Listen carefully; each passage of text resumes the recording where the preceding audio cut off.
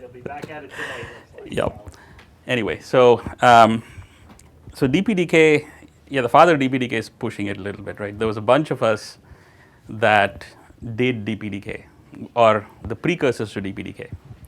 And we've been down this path so often that we ultimately had to get it right. That's what happened in 2008.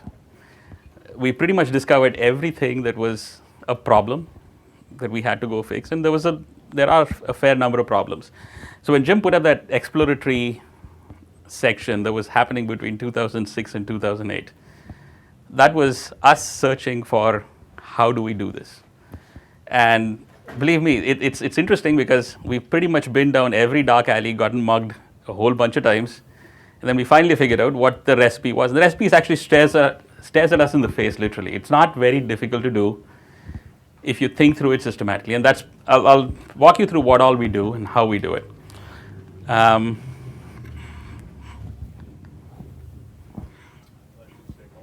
It's changing here, but it's not changing there. Good question. See? Figure out how we manage that. Try now. Yep. Okay, so quick word about what we do on DPDK, what the Intel team actually does. Now, DPDK is an open source project. There's a ton of contributors to it at this point. But what we focus on from Intel is, to a large extent, the workloads we need to go put together, and where are the bottlenecks in the system, in the IA platform, and how can we solve them. And that's done through putting unnatural workloads or any sort of workloads onto DPDK, protocol stacks, snort, intrusion prevention systems, detection systems, DDoS systems, everything. Whatever we can think of, we put it onto DPDK, and then we try to see how the system behaves under various circumstances.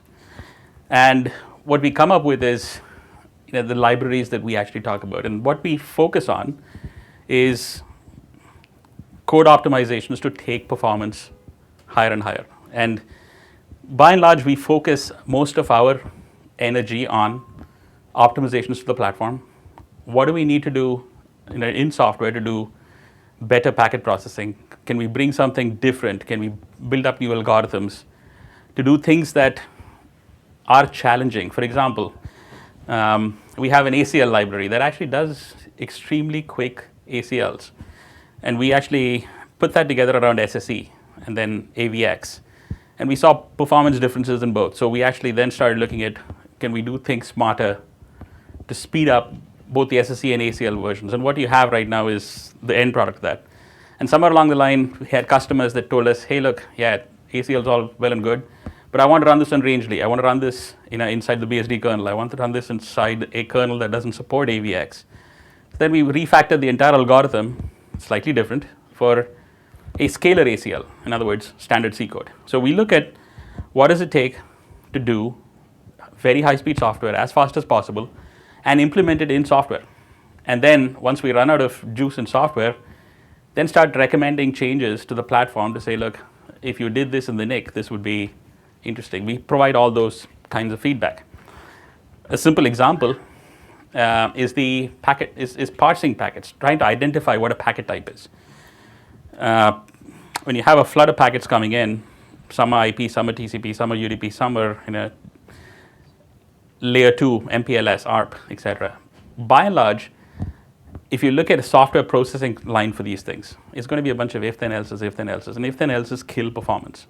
So we look at what does it take to go offload the most frequently used packet types into hardware and use those as a jump to see how much faster you could go in software. So we recommend things like this into our hardware teams and say, why don't you try doing this? So that's a big part of what we focus on. We focus on packet processing on an IA platform and see how fast we could push it with software as the first touch point. Whatever we can do in software, we do. And then when it runs out of the realm of software, which it sometimes does, rarely, we look at what we can do in silicon to enhance it. I'll touch on a couple of these examples later on in the slide deck. But by the way, feel free to shoot out questions as you think of them. Okay? Like this to be a little more interactive than a foil flip. So that's what we do. What the challenge we are faced with, and this is, this slide can go anywhere from 3 minutes to 50 minutes if you really look at it. Today we are in somewhere between 10 and 40 gig most of the time. 10 gig essentially means we need to process 14.8 million packets per second. And that means on the smallest size packets you can find, it's an arrival rate of 67 nanoseconds. And 67 nanoseconds for us happens to be about the same amount of time it is for a DRAM read, for idle DRAM read. 40 gig packets arrive every 16 nanoseconds, 16.8 nanoseconds, okay? And that's about 4 times faster than a DRAM read. When you go up to 100 gig, it's 6.72 nanoseconds. Now, put it in a slightly different perspective. 6.72 nanoseconds on a 3 gigahertz processor is 18 and change cycles. You have to process a packet and kick it out every 18 cycles. Big question is that doable or not? So on the 16.8 nanoseconds, it's a little bit more manageable.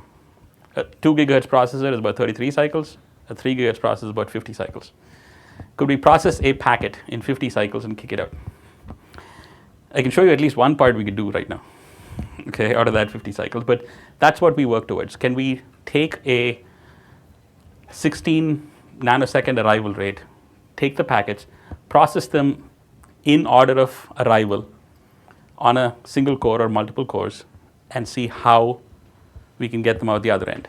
If we could do that, then you can pretty much say you can consume that. Now, the other options for us are, and these are all the Welch options, is if we can't do 16.8, can we meet in a 128 byte packets?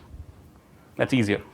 But those are things you could do. Those are all more normal packet sizes. But if you can process the lowest end, you could pretty much hit any line rate you choose. So what is it that we do today, right? This is the public slide that we talk about, 255 million packets per second. It's a very hardware-oriented slide in that the performance delta that we talk about is typically driven by hardware. So on 42 million packets was Nehalem. That was the first running joke around DPDK. What's the answer? 42. Always. Okay. We reached about 55 in Westmere, small little tweaks. Sandy Bridge single socket was 93. Sandy Bridge dual socket was 164.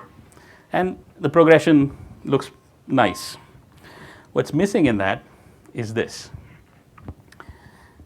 What we've done with software, and this is pure software. This is not anything dramatically different. This is all the DPDK releases since 1.1. I didn't go back to 1.0, but 1.0 was about the same. And the performance increase we've kind of gone after and delivered, right? So today, if you just did packet I/O, receive and transmit, and we focus on packet I/O because it is the first touch point for the driver, for the protocol stacks up above. We could do 59 million, 59.12 million per core in and out of packets. Now, believe it or not, if you actually took that number, we think we can go faster than that. But there are some changes we'd have to make to go enable that to happen. But that essentially is a packet in and out every 47 cycles. So go back to that deck. That's where we're sitting at this point. 16.8 nanoseconds. We can actually deliver almost 40 gig line rate, almost. We're off 700,000 packets per second. But that's what we think we can deliver. Now this is built around a driver that's vector. And by the way, we're getting pretty similar results, pretty close to that number as well with the standard scalar driver now. But what we've done is, over a period of time, changed the DPDK, optimized it further and further to go do this. And we've had some epiphanies along the way. So if you looked at the original transmit path, this was the first data path we came out with. It was about a 94 cycle data path. And then in 1.3, we actually attempted something called auto vectorization. In other words, you allow GCC to vector code automatically. It looks like C code, but it creates vectors underneath. And that actually did a pretty good jump in performance. But the other side we came up with was essentially a LIFO mempool. Okay. One of the things we found in analyzing performance was that the original mempool structure we had here, which was meant to keep different cores acting on different areas of memory, was actually not very performant. So we actually picked out and we said we'll start operating in a LIFO mode. In other words, what LIFO does, literally, and this is a pretty systematic change, what it did was it kept the packet that was last transmitted as the next receive. So the buffers were getting recycled very, very quickly. What that did was also enable a lot less TLB pressure. So in other words, you're almost 80% guaranteed that you're going to get a TLB hit on the next packet you're going to DMA in. And it also had an IOTLB hit, because if you look at something like VTD, which is translation from device to CPU inbound from the PCIe side, what you get is you have to do an address translation in the chipset to get a PCIe address to map to a memory address. And that is an IOTLB translation. And that also was running a lot faster. So we had a moderate jump. And then we had a few optimizations on top of that. And about in 1.7, we came up with the vector driver. Actually, it came in 1.6, but yeah. You mentioned VTD. I just want to clarify. You mentioned VTD. These numbers, is VTD in the path? In this one? Yeah. It can be. But is it? This one is not. This one is all native. So I pretty much kept it native for this entire presentation. But we know we could achieve something similar to this with VTD, but there are other problems processing further up the stack that don't make it real, right? So if you drove, okay, so if you did something with a complete L3 forwarder, it's great. But when you start accessing memory that goes well beyond this one, we had a few other problems, so you had to keep more buffers in flight. VTD would have caused problems without the super IOTLB anyway. Okay. Quick question. Yeah. Does that scale linearly across cores? This number? The 59 point. Yeah, as long as you keep the data structures that the core uses, apart. In other words, you keep each of them acting on a shared copy. They can share, but they shouldn't actually overwrite the other guy's data structures. But it will scale. And if you look at this kind of a number, this kind of number is literally scaling. Okay, 255 million. What we don't tell people is it's actually a subset of cores that operates. It's not even the whole system, but it does scale that way. So what we're attempting to do now is scale this as high as possible with Haswell.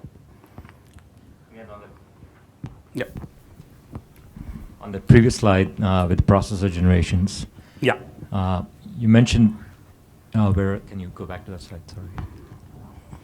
You mentioned a jump from 93 to 165, going from single socket to dual socket. Is that because of single socket to dual socket, or is it because of software? This was single socket to dual socket. And what about single socket to dual socket gave you that jump? So this is actually an interesting one. What we had to solve for a long time was this was the advent of Sandy Bridge.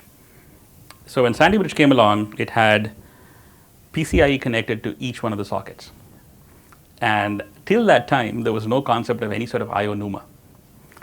And this was the discovery process we had to go through. So in 2011, when Sandy Bridge came out, we had a lot of problems with IO NUMA.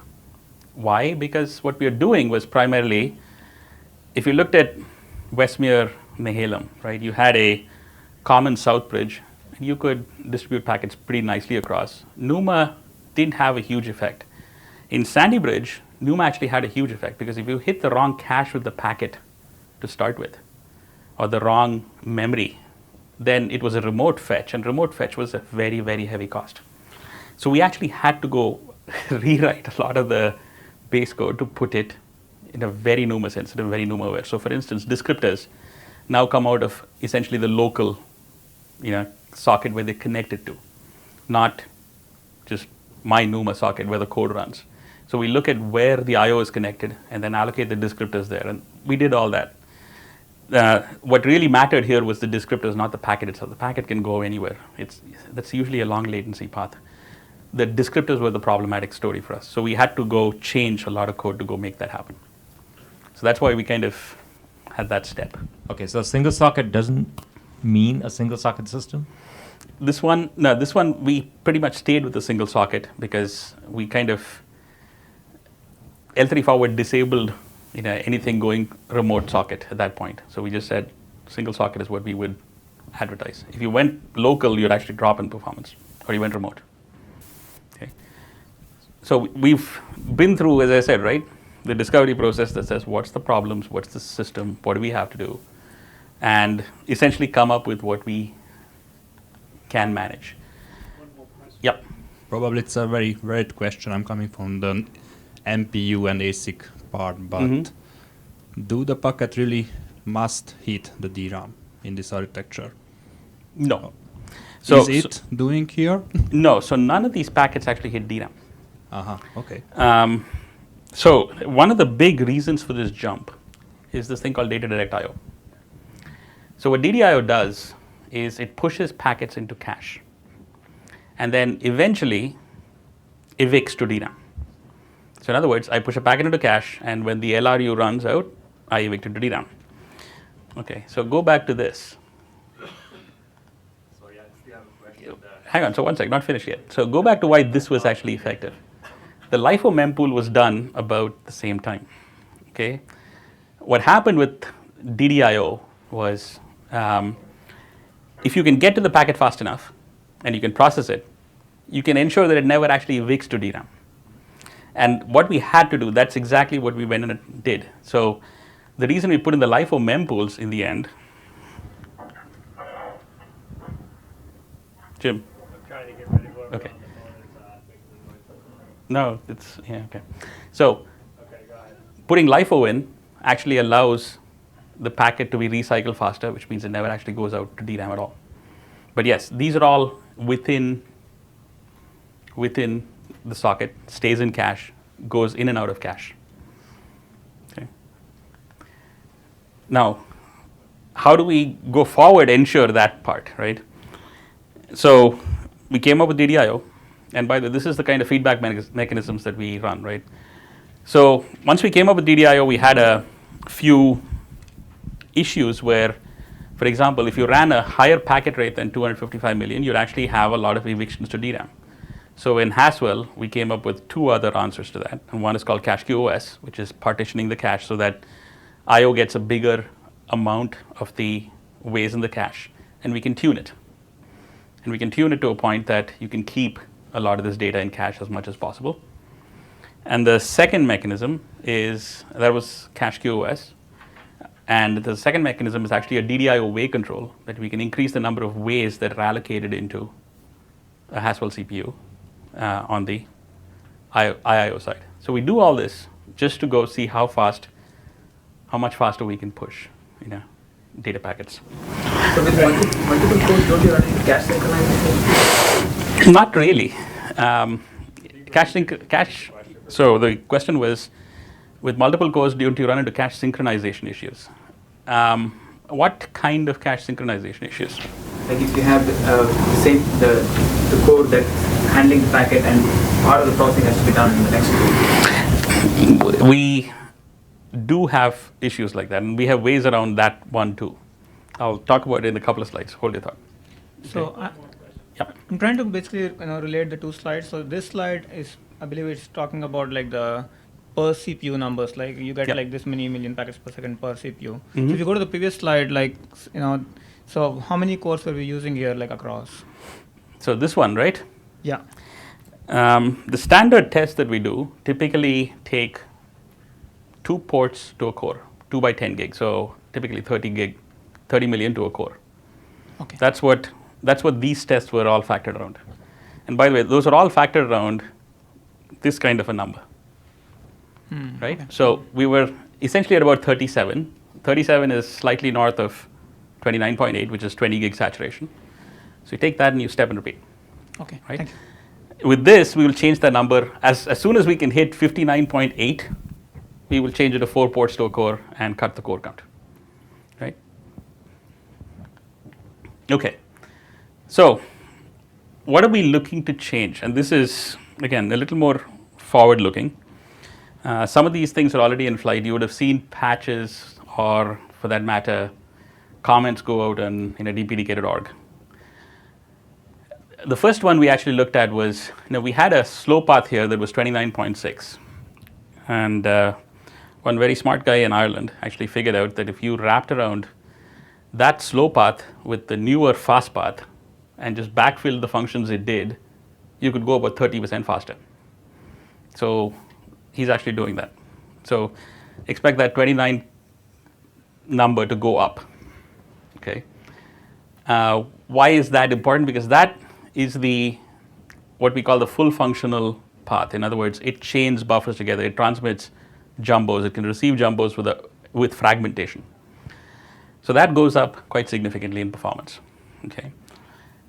We are looking at reorganizing the mbuff. I think there's been a whole, this one is actually my biggest mail generator right now, the mbuff reorganization. What we're looking to do is allow it to carry more metadata from the NIC. And a lot of the metadata we put in are not things that either the current Intel NICs use, or even for that matter the next gen Intel NICs, but there are NICs out there that can use this kind of metadata. For instance, we have a sequence number. No Intel's NIC actually does sequence numbering. We will do a software sequence number to see if we can order packets. But there are NICs that do sequence numbering in hardware, FPGAs, etc. Enable those. Right? This is not meant as we can restrict it to what we think the NICs need to do. This is open season to put metadata in for any NIC support. If you have intelligent drivers, intelligent NICs that can do more, let's see what we would want to insert. So the first thing we did was actually extend the mbuff to 128 bytes so that we could find more space in there for a lot of things. Some of those we can use. We put in something like a system data pointer that you could use wraparound for any higher level stack if you wanted to.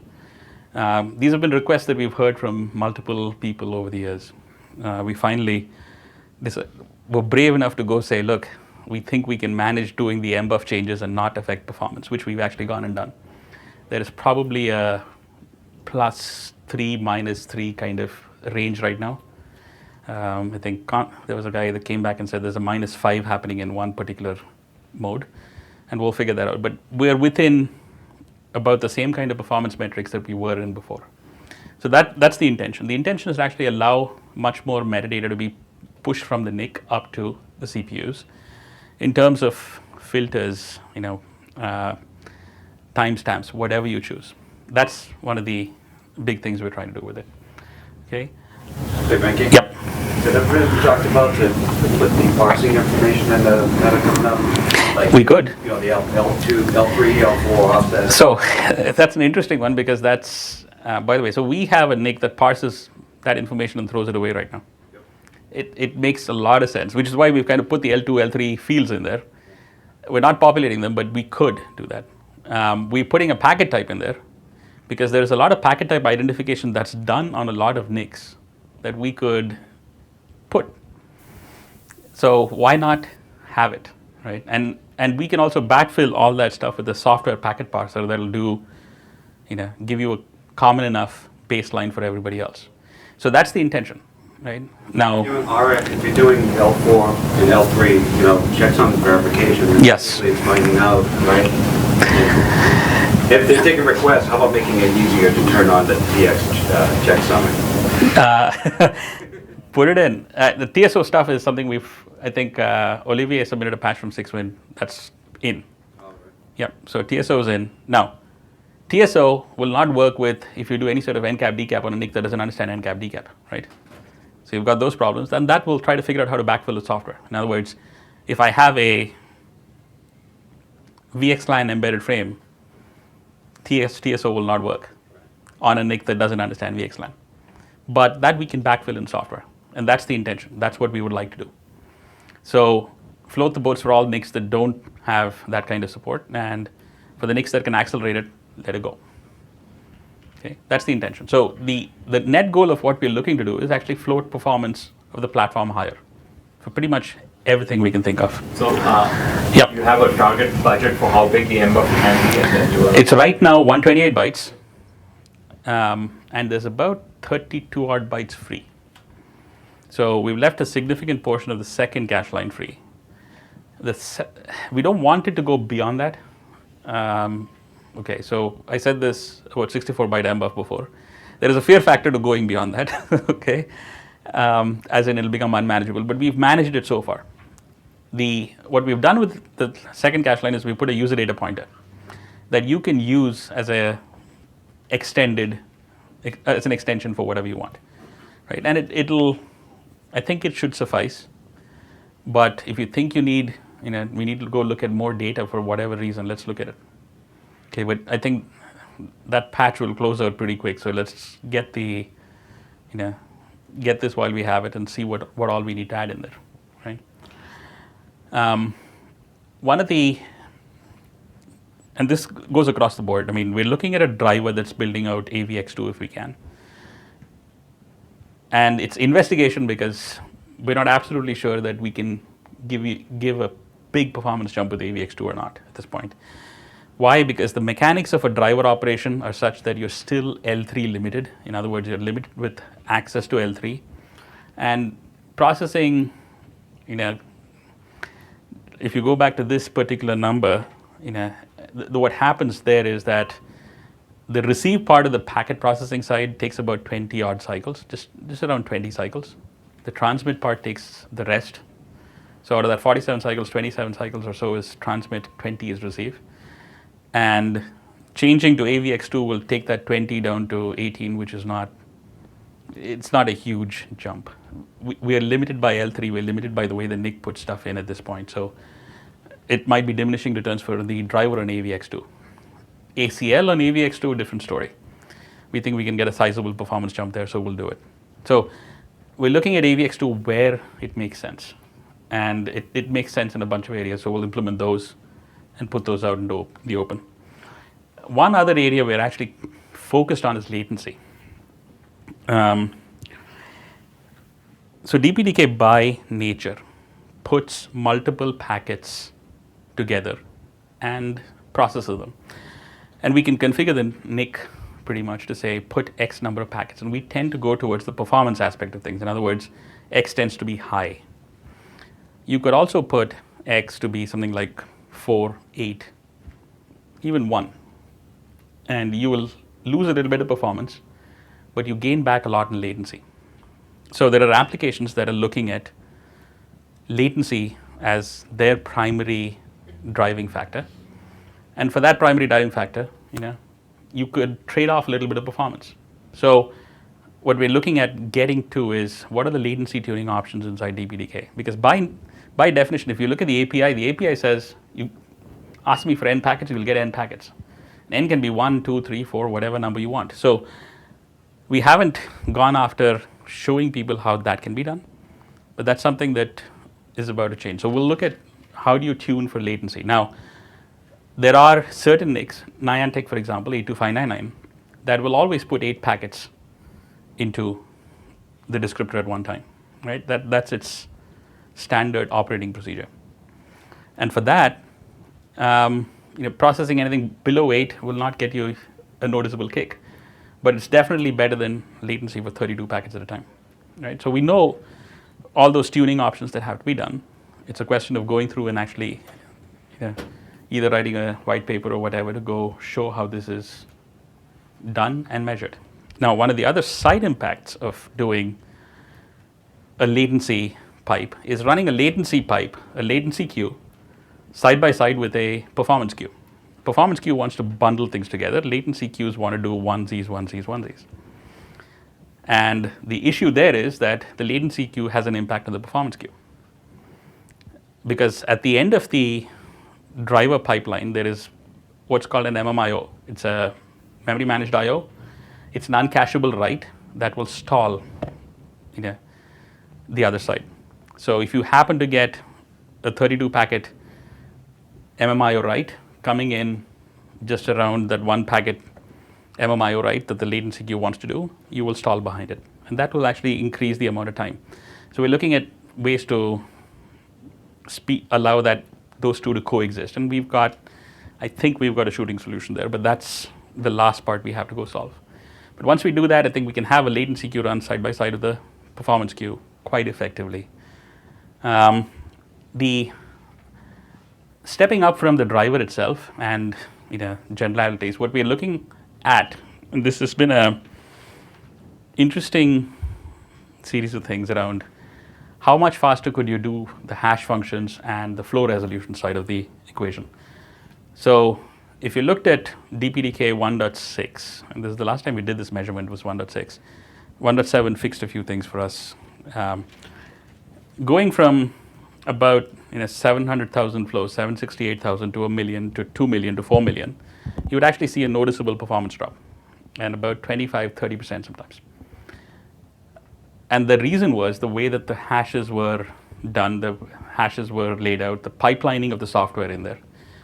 So one of the things we did in 1.7 is we actually implemented a bunch of prototypes to go see how much faster or how much lesser of a performance drop we could drive given 16 million, 32 million flows. And we made that pretty much standard part of the benchmarking now.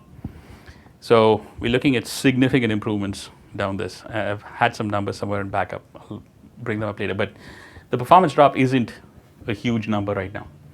So if you can do 32 million flows, then what about doing 64 million, 128 million? Well, there was a very smart bunch of guys in Intel Labs working with a few people in CMU that came up with this thing called Cuckoo Hash. And Cuckoo Hash essentially is a evicting hash that tries to maximize the cache utilization of your hash tables. And they ended up targeting 1 billion flows, literally, right? So they wrote a white paper on it. And we asked them, hey, would you mind contributing it back to dpdk.org? They said, you guys do the work. So we're actually looking at taking that, bringing it back into DPDK and putting it along the same side so that it can work alongside RT hash exactly the same way. So those are the kinds of things we'd like to see happen, is more of the external research things that can push numbers significantly forward in terms of, not in terms of just performance, but utility of libraries above this. Has anybody looked at the Cuckoo Switch paper or the work previously? Okay. One person. Okay. So Google CMU and Cuckoo Switch, and you will.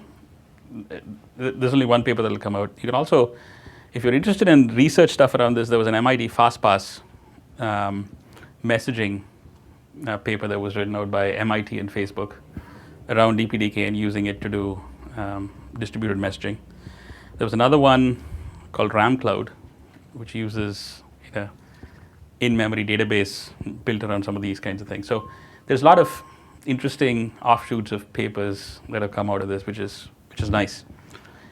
The other thing with any sort of high flow count cases, and this was actually a problem we uncovered almost 3 or 4 releases ago, is when you started running into, we have this automated hash search system that basically generates a bunch of random IP addresses and generates hashes, looks at what the memory bandwidth utilization was. And there are certain bunches of IP addresses that caused a huge number of collisions to happen. And the collision resolution was going out and essentially sucking up channels of memory bandwidth.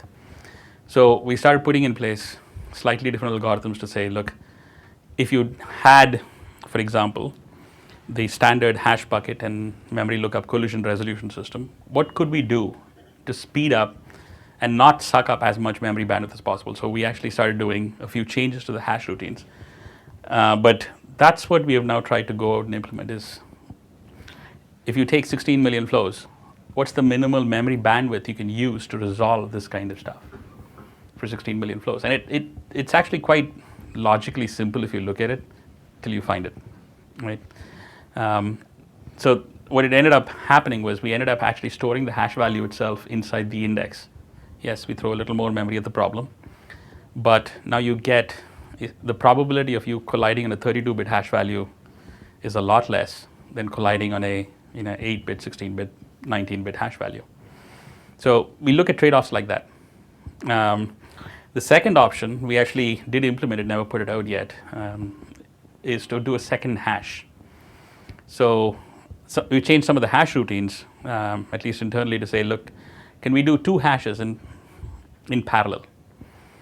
And you can actually do 2 64-bit, 32-bit hashes in a 64-bit machine with 64-bit integers in a very nice way. You can actually do them 2 in parallel with the same exact number of instructions. In other words, you get 2 hashes in place of 1. And it's, if you look at JHash is a bunch of shifts and Rs and left shifts, right shifts. You could do that 64 bits at a time or 32 bits at a time. You just run 2 parallel hashes side by side on 64 bits. Or you could run 4 parallel hashes on 128 bits, SSE. So we use that to go try to see if we can essentially take 2 hashes, see if you can make it resolve to 1 single memory lookup so that you don't use too much of a memory bandwidth explosion on the other side. So you don't go through collisions over and over again. So those are the kinds of optimizations we've been looking at. That is essentially what we will put out into DPDK over the next 6 to 9 months, right? But this is, to a large extent, this is the kind of stuff that the Intel team actually goes out and does. Analyze and optimize and see what we can do. Okay. So latency-wise, this was another interesting thing. We've had a query from a bunch of customers, which is why I wanted to talk about this. So DPDK, by the way, the fact that we call DPDK a poll mode driver is a misnomer. There is no driver. There is no poll. It's a library. You call it as frequently as you want. You call it as infrequently as you want. And that's basically what it does. It gives you packets when you call it, and there's actually nothing that happens when you don't call it. So if you call it for 32 packets, it gets you 32 packets, and which is what, by the way, our L3 forwarder did. The standard forwarder we have says, get 32 packets at a time, coalesce a whole bunch of stuff, and send it out. And the reason was we, or mistakenly or otherwise, we were optimizing completely for performance. Now, it so happens that you can actually do much smaller numbers around it. In the bigger picture of things, even if you go to 200 cycles a packet, software doesn't add a huge amount of latency. Software will give you, on a 2 GHz processor, at 100 nanosecond kick because of that. The hardware latency is what counts. The hardware latency is directly determined by that number you put in. If you pull 32, it's going to wait for 32 to get you stuff. So we actually went and did a bunch of changes to see how fast we could actually drive latency down. And it's actually quite simple if you look at it. There was no real change to DPDK. Jim and I were through this, last week? It can be done. What we have to do is show people how it can be done and let it go on from there. One of the interesting things we put into DPDK, and all these have a reason to do them, by the way, just FYI, is we put a coalescing timer for 100 microseconds inside the L3 forwarder. In other words, it waits for 32 packets or 100 microseconds. Now, you'd ask why 100 microseconds? It was a nice number to pick out, okay, just FYI. But if you look at packets coming in on the wire, if you wanted to send 1K packets, 1.5K packets, they arrive every 1.2 microseconds.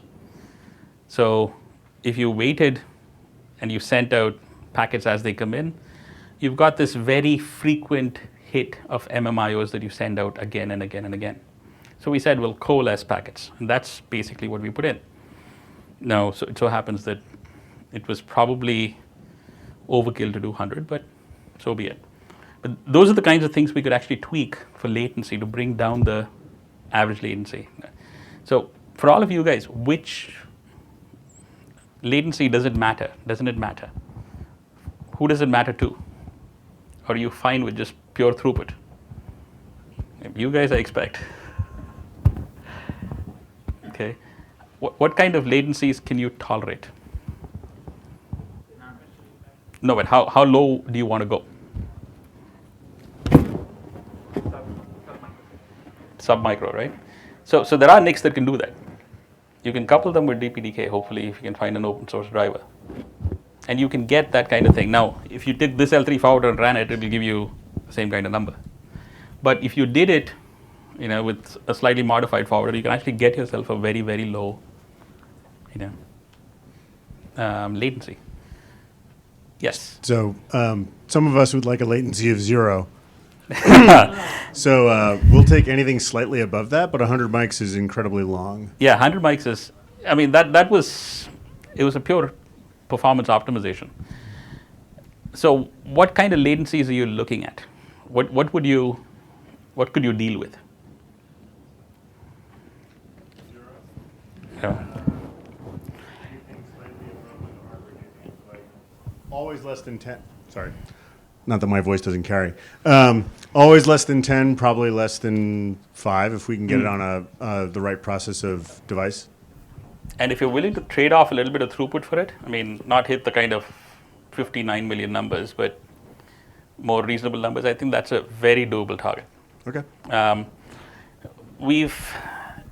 don't know whether this is public information, I'm just going to blurt it out anyway. On the 412 side, we've actually looked at latencies on the order of about 3.5 microseconds for an in and out. So packet transmit plus packet receive, about 3.5-ish microseconds. So yes, we can actually get pretty low if we configure the system right.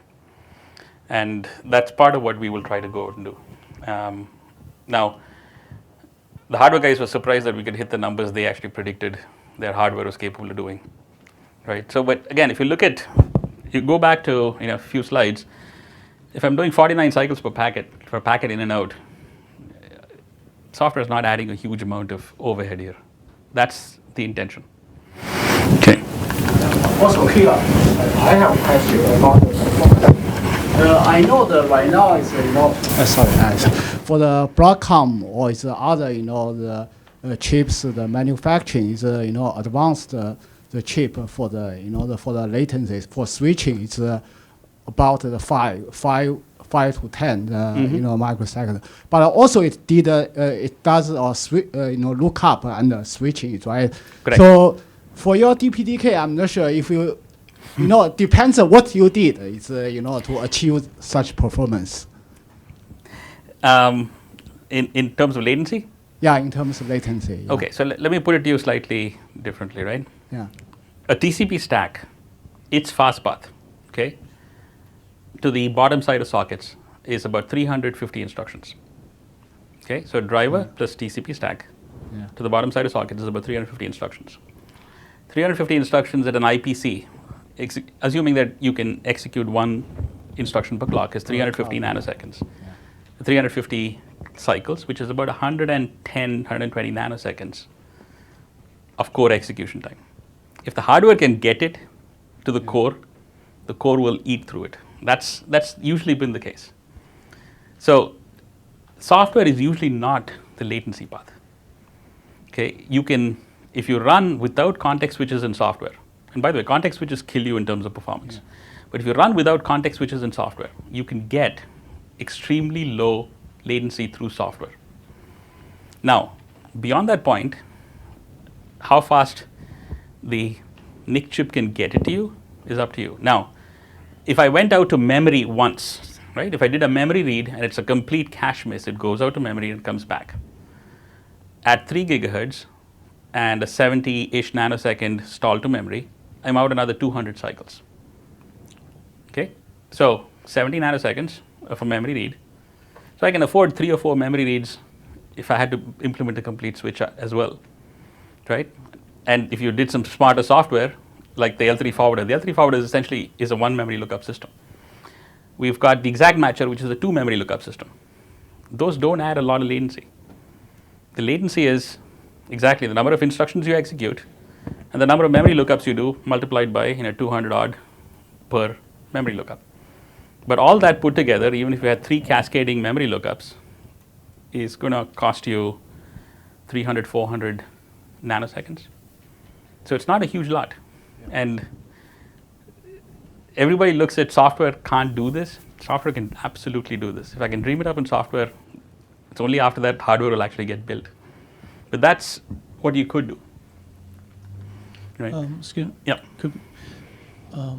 In a previous company, we did one slightly different change to your top.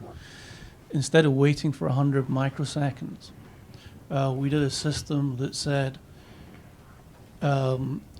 read have up to 32 packets if they're there and waiting, and that way it's self-tuning. Yep. Because if it's reading fast enough, there's no buffers waiting, you've got enough performance. Yes. But if it gets behind and there's packets, then you're batching. Yeah. And if it's slow anyway, there's latency. That's what we should have done, right? But yes, it's actually quite. If you look at some of the choices we made, we don't always make the right choices to begin with. This was something we wrote. By the way, this exact code was something we wrote when we were on that 10 million packets per second number on a core, and never changed. That doesn't mean it's not changeable. All right. Doesn't mean it's not changeable. It's software, right? We need to change it. But that's the we point. could take your contribution there. So the thing is this, right? There are a lot of good ideas that people have got. Please put it into the source base. That's how things will get better. And by the way, this is also a failing of Intel, right? We focus on performance at all costs, and that's kind of what we keep looking at. We do have blinders on for a few things. And if you looked at the presentation that Laszlo and Andre did this morning, they've done a whole bunch of stuff on top of DPDK that's fantastic, right? Would we have dreamt up those things? Probably not. Okay, we'd have gotten to some of them that we thought was absolutely critical, but that's what the community can bring. It can bring better ideas to bear on this. Okay. So going even further, I mean, we're looking at even more radical issues a little bit. I'll address them in a slightly different order.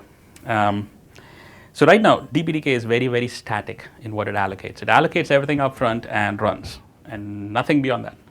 Can we get to a more dynamic allocation? Yes. Can we add CPUs on the fly? Yes. The system's actually set up for that. We just we haven't gone in and done it. Well, by the way, there's some people that have. You should force them to open source their code. But that's the interesting part. You can actually dynamically add memory. If you look at it at the core of it, it's a mem zone. You allocate a mem zone, and you just chain a bunch of buffers into a mempool. That's not very difficult to do. It just needs to be done at some point. So we're looking at doing some of those with the resources we have as we can find them, as we can find the time. One of the other interesting ones is this. So we started DPDK with saying we will have to do polled operation. Polled operation is the lowest latency operation possible. We keep running in a for loop. But what happens when you don't have enough packets to process? Well, we wrote a whole power library that says put it in a low power mode. And when you're reaching 59 million and you have 1 million packets to process, you really are using only about 2% of the capability of what the system can do. Can we give back some of that capacity? So we are actually looking at two different implementations. One is based around C groups. In other words, allow C groups to yank the CPU away. Now, it's a roulette wheel to some extent because you don't know when you'll get the CPU back. But you can control that process. In other words, you can give away the CPU, and assuming that you're in reasonably high priority real time, you can get the CPU back. That's an option. That's one option we're looking at, seeing how we can do that. The other one is actually adding an interrupt-based entry. This is something we've committed to putting a patch up on dpdk.org. In other words, if we can allow packets to be processed on an interrupt basis, interrupt, process packets as quickly as possible and out, essentially come back to NAPI. Can we do that in a deterministic time fashion? In other words, if let's say the interrupt was going to take X microseconds and there's going to be a jitter of about 10 microseconds. So can we write out 12 microseconds worth of packet buffering in some shape or fashion, not drop any packets, catch up and run? That would be good enough. So we're looking at interesting things like that. Yes? So in that mechanism, where is the interrupt handled? Interrupts handled in user space. So in kernel, reflected to user. But it's handled first in the kernel. It has to get handled in the kernel. There's no way to go directly into user. You have to somehow, so this is MSIX only interrupts. Yes. Yes. So basically, in the kernel, you have to have a short path, shortcut directly to user Correct. space. Correct. We're still playing out exactly what that is going to happen like, but the objective is we could probably do something like it. You are exactly right. vHost is similar. So it's not unheard of that you can do this. I think the question really is, can we make it deterministic enough that we can write out without a packet loss? Okay, and that essentially means deepening buffers somewhere, right? Can we deepen buffers enough? By the way, deepening buffers has a second problem, is increases your memory footprint too. But can we deepen it enough and not have the negative side of the memory footprint increase kill us? Right? That's what we're looking at. It's a bunch of trade-offs, and I think we can probably solve that. The other one, if you look at what DPDK started off, we completely sucked up a NIC port away from the kernel driver and said, we'll own it. And then we came up with 3 mechanisms. First one was called tuntap, put packets back into the kernel. Tuntap wasn't fast enough, so we came up with KNI, put packets even faster back into the kernel. I don't think we can go very much faster with any sort of mechanism that does copies down into the kernel space. So in 1.7, we came up with VFIO. That is essentially use VF, take a single VF or a single queue out into user space, and let the kernel go on with its own function. So in other words, you get kernel data throughput and user space running simultaneously. But that works for kernels that support VFIO, which is 3.6 and above. Well, what about 3.6 and below kernels? So there's my friend John Ronsiak back there. He's right somewhere. There he is. Came up with a proposal to do this bifurcated driver. In other words, take queues out of the standard IXGB driver and map it up into user space, so you can run both simultaneously. And he can talk about that, catch him if you need to. But that's the next step. So that will run for any kernel prior to 3.6. So now you can actually share a NIC and send packets directly into the kernel. So the control path exception packets go directly there as opposed to going through KNI and then reaching back down. Now, will the KNI path be needed? Yes.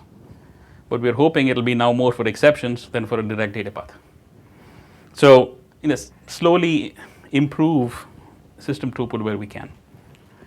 The other one is API versioning. So one of the things we realized is there's a lot of versions of DPDK now. Most of them are compatible, backward compatible. By and large, we've tried to keep them as backward compatible as possible.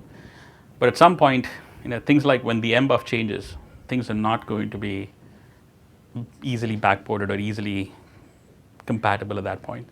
So some level of API versioning is something we would actually have to go and do. So this is something we've been discussing on the mailing list. I think it is time for us to go look at what this would look like and actually implement it. But these are all the kind of things we're looking to do. Okay. How many minutes? So when you build an application on top of DPDK, what do you get? You can do either of two things. You can either run the standard run to completion type environments. In other words, you start a packet in a core, it processes it start to finish. Or you could run software pipelines. And the way software pipelines work is you hop packets between cores, and this was your question. And there is actually issues when you do that. And the issues are different. So we actually have written, if you take the NIC side and you say, I use flow director or RSS to distribute, and everybody gets a separate set of packets to work with, the flows are kind of oblique, it works well. When you bring it to one core and then you hop between cores, you've got to do certain things in the RTE ring to make sure that you don't run afoul of performance. Okay? But the thing is that we've actually given people ways to measure every one of these. That's probably the best kept secret in DPDK that nobody actually talks about. How many of you guys have actually executed the test application? Oh, more than a handful. Good. In the test application, hang on, come back to that. There's a bunch of performance auto tests. We wrote them as micro benchmarks, but they essentially benchmark, every small little thing that we do. How fast can the hashes run? How fast can the queue to queue transfers go? How fast can a ring go? How many cycles does it take to push and pull from a ring, given a bulk of 1, bulk of 2, bulk of 4? if you actually went in and looked at it, it could tell you which one of these two actually would be more effective for your application. And oh, by the way, we also support hybrids of this stuff. You can actually build an application that's partially pipelined and then run to completion. And that's, to a large extent, what a bunch of customers do. But there's a bunch of micro benchmarks. And we've got pretty much micro benchmarks for everything that we do now. And we're adding a NIC micro benchmark in 1.8, primarily because that was one of those gaps we had. Somebody submitted a NIC loopback patch on which we actually built a micro benchmark for a NIC. That's kind of, we can actually now measure packet in to packet out exactly how many cycles it takes for the receive and the transmit side to operate. So we built all that. And the intention is, for us, it's to police regressions. In other words, if we have something going backwards, we know.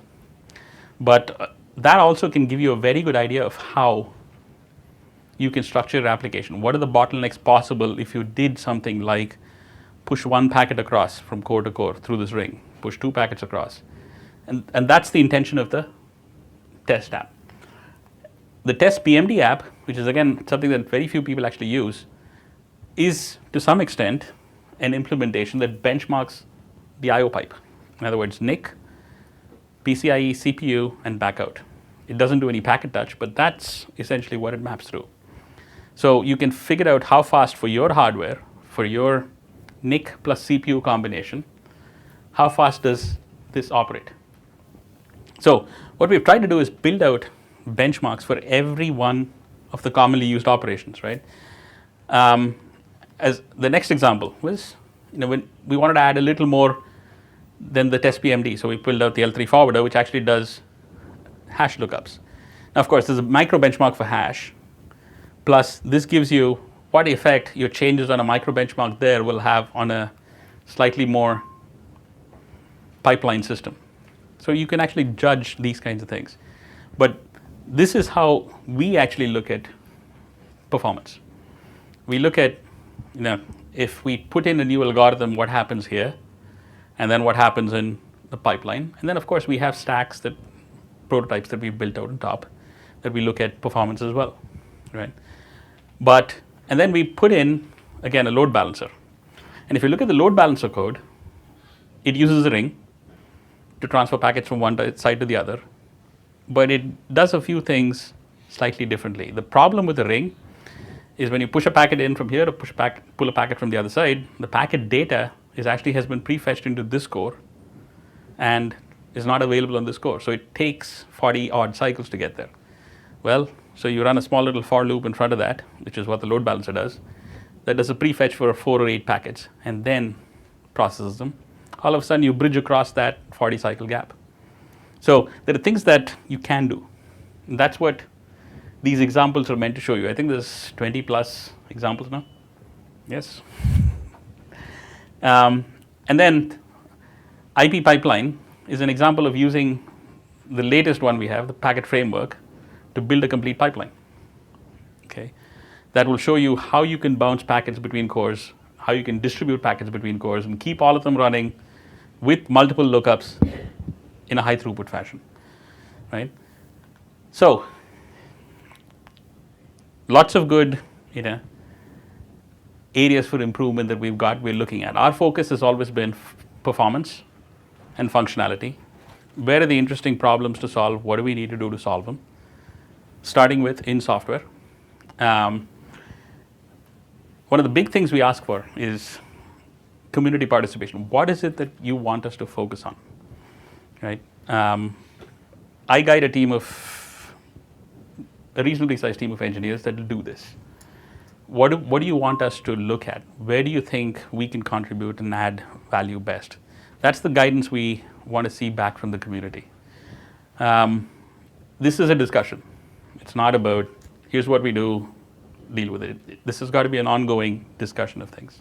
Yes, sir. I forgot what you said before is to get the 40 gigabit line rate, how many cores did you use to achieve that? I forget what you for packet I/O, it's 1. If you want to do more than packet I/O and you want to do something like L3 forwarding, it's 2. At that point, you've got, on a 20 core system, you've got 18 cores to do 40 gig of whatever else you want to do. But that, it could go that way. That's the intention of what we do. I could show you examples of pipelines that do QoS, traffic shaping in software with ACL lookups to prevent, packets from going through at 40 gig and still not use up a core, use up a whole socket. So yes, it depends on what you want to do. So ultimately, if you looked at all this, we execute X number of instructions to go get the packet in and out. On that, you add the instructions you require to go process your application. The more efficient you make the processing of your application, the easier it works. And we've kind of hopefully given you the tools to make that effective, right? And there are plenty of profilers, perf, whatever else, to actually allow you to do that as well. So where we have a particular bent is we understand the CPU pretty well. So we can help with optimizing things in the CPU that other people usually miss. And that's our expertise, right? That's what we do. And then there's people that do very, very other big interesting things on top of DPDK. So let's see how we can actually build this out that way. Just about. I had to skip one slide. Okay. Questions?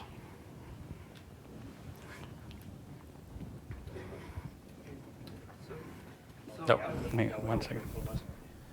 The performance numbers that you showed were they were definitely impressive, and you said there for the layer 3 forwarding you were coalescing 32 packets per Yes. burst. Do you have latency and performance numbers either in slides, backup, or published elsewhere that do 1 packet per burst? Yes, we actually have. If you look at, so there's a test report that can get generated out of the DPDK. Another very well kept secret.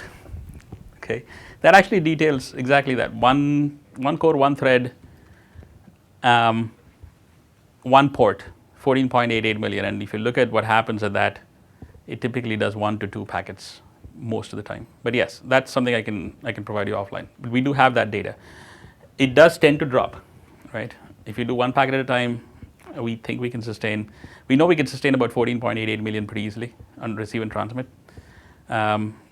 It's not the receive side that's the problem, it's the transmit side. That's where you hit the MMIO every time on every packet. The receive side still is operating at about 6 or 8 packets, right? But yeah, we could do 14.88 pretty easily.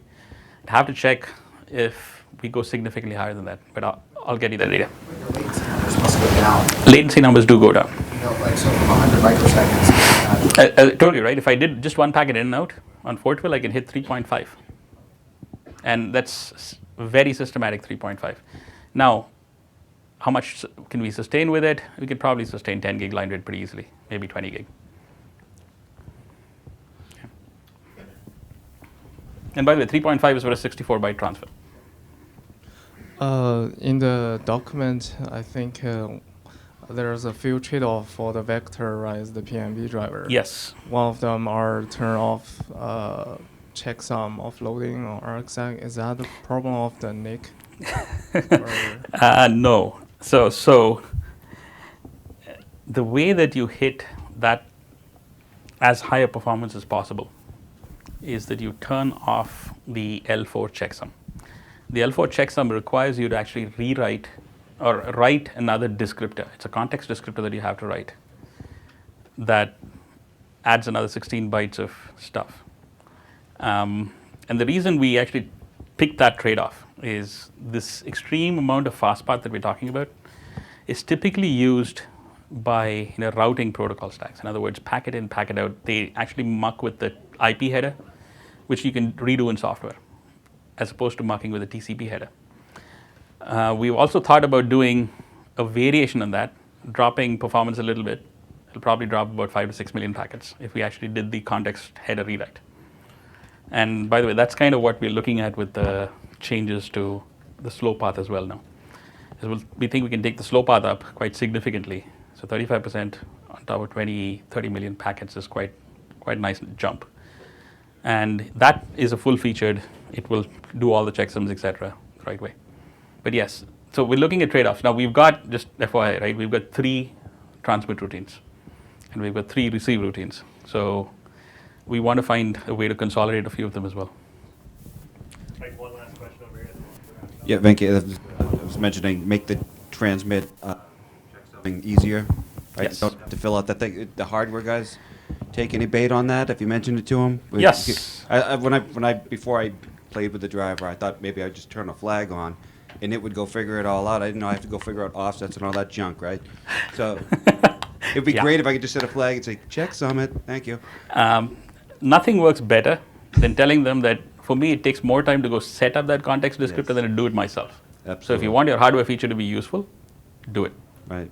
And that's the way it is, by the way, right now. Right? They will fix it. They, a couple years ago, you were recommending turning off hyperthreading. Is that still the case? No. Actually, I never recommended turning off hyperthreading. For one particular application, maybe, right? So hyperthreading does something interesting. For us, even with this kind of optimized code, it still gives us about a 10 to 15% kick in performance, right? Which is extremely good, okay, given how tight our budgets are at this point. The reason to turn off hyperthreading, if ever, is hyperthreading, when you have 2 cores running side by side, essentially switches your decoder between the 2 cores. So it decodes 16 bytes here and then decodes 16 bytes on the other instruction stream. And if you have certain instruction types, like extremely encoded VEX, AVX1 and AVX2 instructions, you get long instructions, 7 odd bytes per instruction.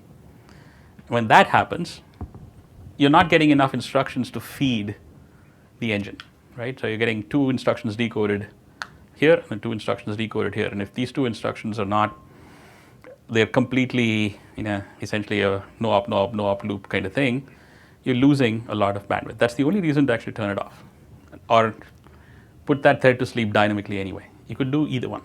But that's the one place we've seen that we've got, front-end pressure that causes problems, at least on the current CPUs. Next gen, should go away.